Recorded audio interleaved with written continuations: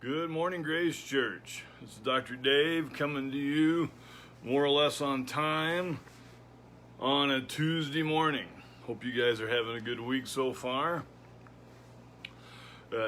Things have been crazy the last few weeks, unless you haven't been paying attention much, with riots and protests and social media is just kind of exploding with people arguing and fighting and fussing at each other, and I wanted to spend a little bit of time this morning talking about how we ought to be interacting with people with whom we disagree, because there's a lot of that going on right now, and not everyone is doing it particularly well.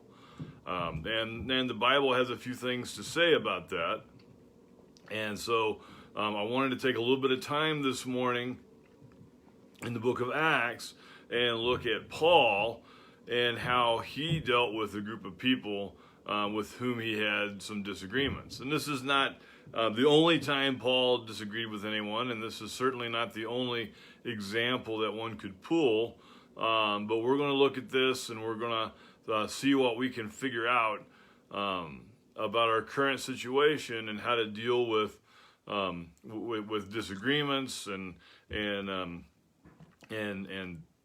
disagree with someone and still come out not having besmirched our name or the name of Christ or the name of our church or anything else. So we're going to be in the book of Acts in chapter 17, starting in verse 16, where Paul says this, where the author, Luke, says this. While Paul was waiting for them in Athens, and he's talking about Silas and Timothy, who were his traveling companions at this time, he was greatly distressed to see that the city was full of idols. So he reasoned in the synagogue with the Jews and the God-fearing Greeks, as well as in the marketplace day by day with those who happened to be there. A group of Epicurean and Stoic philosophers began to dispute with him. Some of them asked, "Who is this? What is this babbler trying to say?" Others remarked, "He seems to be advocating foreign gods." They said this because Paul was preaching the good news about Jesus and the resurrection. Then they took him and brought him to a meeting of the Areopagus, where they said to him, "May we know what this new teaching is that you're presenting? You are bringing some strange ideas to our ears, and we want to know what they mean." So here's Paul in Athens, which capital of Greece has been forever. And he was waiting for Silas and Timothy to join him, and so he's basically wandering through downtown and through really kind of a marketplace type area, and saw all these different idols, all the different religious temples that were set up there in Athens, because Athens was not only a political capital, it was also a religious capital for the Greco-Roman pantheon religious system. And so when he saw all these idols, he decided to go to the one place he knew he would be welcomed, at least for a while, which was the Jewish synagogue. You might recall Paul had been a Pharisee for most of his life before his conversion, and was well versed in how to talk with these folks. And so he was talking with the Jews and with the God-fearing Greeks. In other words, the Greeks from Athens who had converted to Judaism. Sometimes these are called proselytes. And then he also went to the marketplace. So just went out. You might say he was walking through downtown. Think of Athens as like a big giant street market. You might think about some of our Saturday farmers markets we have around here, and that's the kind of place he was just roaming around. And so this group of scholars, Epicurean and Stoic philosophers, the Epicureans were guys that believed that the essence of life was to pursue pleasure. And their patron was a god named Dionysius. And then the Stoics were this group of philosophers that believed in reason and logic above all. And a lot of our modern ideas about science and philosophy come from Stoicism. And so they began to dispute him, and they wanted to know what he was talking about. And part of what they were asking is, hey, here's this new idea we haven't heard, and we want to know about it, because that's what we're about, is learning about new things. And so he found this really fertile soil with these guys who wanted to hear about these things. You know, he had been presenting his ideas. He hadn't been running around saying, you guys are a bunch of idiots, you guys are wrong, what's the matter with you? He was just sharing ideas and doing so in such a way that the people who heard him were like, well, this is kind of a strange notion, but we want to know more about it. And in verse 21, we get a little more insight about this. It says, all the Athenians and the foreigners who lived there spent their time doing nothing but talking about and listening to the latest ideas. So this was kind of their thing, is they wanted to, they were in this metropolitan crossroads where a lot of trade and commerce and people from all over the world came. And so there was always strange new ideas coming around, and that's exactly what these guys were into. They would just sit around for hours and talk about these new ideas. So Paul stood up in the meeting of the Areopagus, and the Areopagus was this group of people that met in the marketplace in the part of the city called the Acropolis, which was the hilltop. And so he stands up in this group of people, a little bit like maybe going to the Toastmasters meeting or the Kiwanis Club or the Lions Club, and says, men of Athens, I see that in every way you are very religious. For as I walked around and looked carefully at your objects of worship, I even found an altar with this inscription, to an unknown God. So he was wandering around and he saw altars to Zeus, and he saw altars to Athena, and he saw altars to all these different Greek gods. And they wanted, Dionysius and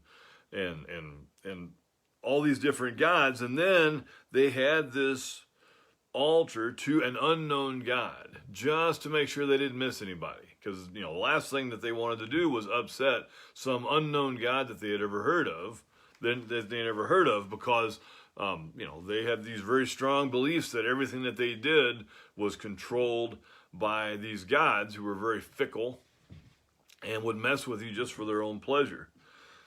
So Paul basically stands up and says, I want to tell you about this thing that you sort of know about, but not really. So, some of the points that I want to make here are a little bit obvious from the text. That Paul wasn't getting his confrontational jiggy on here. He wasn't running around condemning people. He wasn't running around.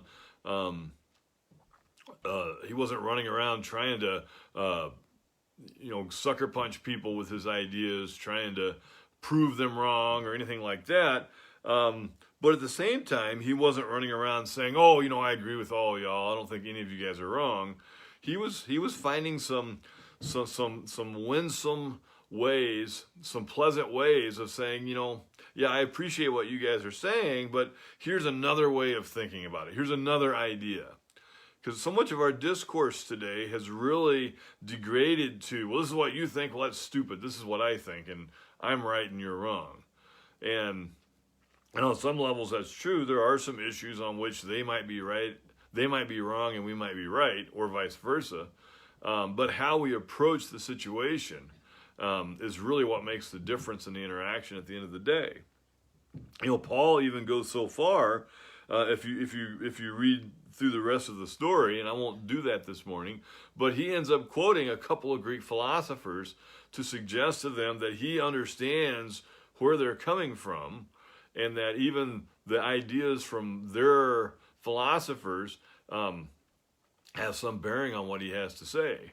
How much of the time how often do we spend so much time in our own echo chambers surrounded by people that think exactly like us, that when we are talking to someone who thinks differently, we really have no idea what they're talking about. We haven't bothered to understand their point of view to the extent that we can even talk about it intelligently.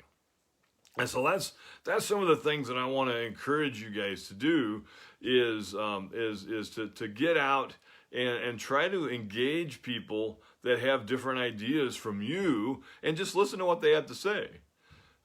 There's not there's this teaching that says that if you do that somehow or other they're going to win you over, and somehow you're going to lose your faith, and this, that, and the other. And as long as you're connected to the Word, you're in the Word, you're reading the Word, you're fellowshipping with other believers, you're not going to have a conversation with somebody and all of a sudden become convinced that everything you've always believed is wrong. But just chat with them. Don't try to prove them wrong. Don't try to tell them they're wrong. Just understand what they're trying to say. And then as you understand what they're trying to say, then you might have something reasonable and substantive to offer to them, to suggest that while some of the things that they think are right, and some of the things that they think are in fact right, then you might have something to offer them to suggest that maybe there's a different way of looking at this thing that leads to different conclusions than what they had. And, it might just turn out that in you talking to them that some of the things that you've been thinking have not been entirely correct, and all of a sudden you walk away with a different way of thinking about it, a different way of approaching it, and maybe you have a better idea about the situation afterwards as well. Because just because we know Jesus, and just because we're Christians and we have that part sorted out, doesn't mean that we have everything in life sorted out. There's plenty of things that we don't know all about. I saw an article this morning in Forbes talking about something about the virus, the COVID-19 virus, and people are like, oh, this is coming from a respectable source, so it must be right. It's like, Forbes is a financial publication. It's not a virology journal. And I was able to point out that a lot of what this article was talking about didn't make any sense at all. And then someone else came along and said, well, yeah, I guess I can see that. And I wasn't saying Steve Forbes is an idiot, and I wasn't saying that Forbes is a stupid magazine. I was just suggesting that, they're right about a lot of things, but they didn't get this right. So, try and practice talking to people and just getting some insight into what other people think. And let's try to be a little bit less like Godzilla stomping on Tokyo, and more just, having words seasoned with salt, and actually saying things that people find pleasant and want to hear, and try catching more flies with honey and less with vinegar. And I'm not pointing out anyone in particular. I'm not even talking about Tyson.